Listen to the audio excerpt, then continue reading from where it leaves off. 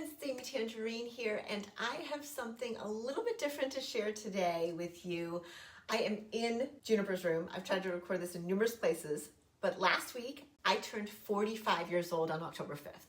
45, crazy, right? I guess what they say about time flying when you're having fun is true, and if what they say about the best is yet to come, well, I'm pretty excited for what's next. I am honored for all the wonderful years I have been given. I've also been sharing my life and my creative journey with you all for so long. I started my blog in 2007. I think I started on Instagram in 2012. And I really started focusing on sharing on this YouTube channel regularly in 2015 or 16. They say that as we get older, we get wiser too. So normally I would, for my birthday, share 40 things I did while I was 40. But this year I am sharing 45 lessons I've learned recently. I figured this would be a really fun reflection for me personally, and I hope you find them to be relevant and that some of them resonate with you too. You never know, my lessons might inspire something for you today or remind you to keep going when things get hard. Ready for my 45 lessons? Here are the first 5. Lesson number 1, lead with kindness. I have to say, I've never gone wrong when I keep this in mind. In today's busy world and with all the crazy things that are going on around us, it just helps to lead with kindness. If someone cuts you off on the road in traffic, take a deep breath and I guess let them in. If your kids are melting down, give them a cuddle and hold them in your arms. If you see someone struggling, try and give them a hand. I know that leading with kindness isn't always easy, but it is always worth it. Lesson number 2. Life is full of contrast. Learn to embrace it. We all want everything to go smoothly all the time, but the reality is one day might be amazing and calm, and the next day might be total chaos. You may have a busy season with work or your kids' schedules, and then a slower one the next. I have found a good way to approach contrast is where there is darkness, there will be light. So just because your morning isn't off to the start you had imagined, perhaps you can make the afternoon or the evening better somehow. You don't have to let a bad moment ruin an entire day. Learn to embrace the ups and downs. Hopefully the darkness will reveal the light very soon. Lesson number 3, don't block your blessings. One thing I know that we all need is to accept good things that come into our lives. A friend offers to help with dinner, accept it. Say yes, thank you.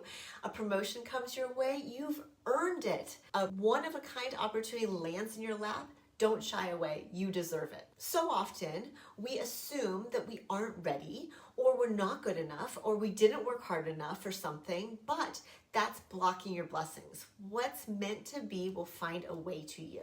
Allow it and enjoy it. Lesson number 4, play needs to be an essential part of our everyday lives. Who decided that we have to stop playing when we grow up? I think they were wrong, because as an adult who is now 45 years old, I know I wouldn't be as happy or as healthy as I am today if it weren't for the time I take to play. Play doesn't have to mean swinging on the monkey bars, although I will say that's quite the experience when you're older and taller. I was also on a swing the other day and it's so fun. It might mean dancing in the kitchen for you, racing down the street with your dog, laughing with your friends until you cry, throwing paint on a canvas. We need play, creativity, and joy in our lives. Work hard, play hard. Lesson number 5. Making time for yourself matters. I wish I could shout this one from the rooftops. Especially as a multi-passionate maker, I have heard all of the excuses. I don't have time to create. I'm so busy. I have young kids. I don't really get to focus on my own creativity. Journaling or collaging or creating is just a waste of my time. I get it because I've also thought some of these things. So many people in my community and students in my classes have struggled with whether or not they deserve to take time for themselves. But you absolutely deserve to take time for yourself. You need it. We all do. When I carve out time for myself, it could just be 10 minutes a day. I feel more satisfied, more centered, more aligned, more energized, and more ready to handle whatever the rest of the day throws at me. It also helps me with all the other points I've covered in this video, like carving out time to play with my kids and giving them my full attention, accepting new blessings, and leading with kindness.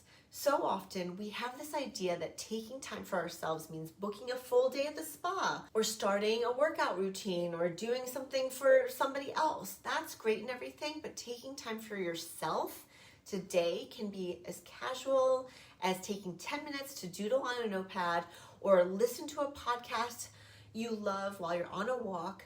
I heard someone say a long time ago that if you don't have 10 minutes, you don't really have a life. Ouch. I want to encourage you to carve out just 10 minutes a day for you. Start there. Start with something that nourishes your soul. Taking time for yourself will always pay off in the end, and whatever you consider self-care is not selfish. All right, so those are 5 of the 45 lessons I've learned. Of course, I can't really cover all 45 lessons. This video would be so long, but in case you want to see the other 40, they're really juicy. I suggest popping over to amytangerine.com/blog. I'm showing all 45 over there. I'll have a link for you in the description below. Thank you so much for being here, for taking time to create and play. I can't wait to see what this next year brings. Hope you feel inspired to keep those creative juices flowing, my friend, no matter what your age. Mwah. There's a total mess behind me, but guess what? You gotta work with what you got, okay? I mean, Juniper's wallpaper is so cute, and there were different noises happening. There's all kinds of noises, but it's nature and construction. I also shared this list on Instagram if you prefer to see it that way. I'm in my library now. Thank you for all the birthday love. Mwah. For you, it could be racing down the street with your dog. All right, I moved to my backyard now. Sorry, I had to change locations. Let's just see how this goes. I am so excited because the studio is almost done and I can move in pretty soon, but can you hear that noise? Uh-oh. Whew.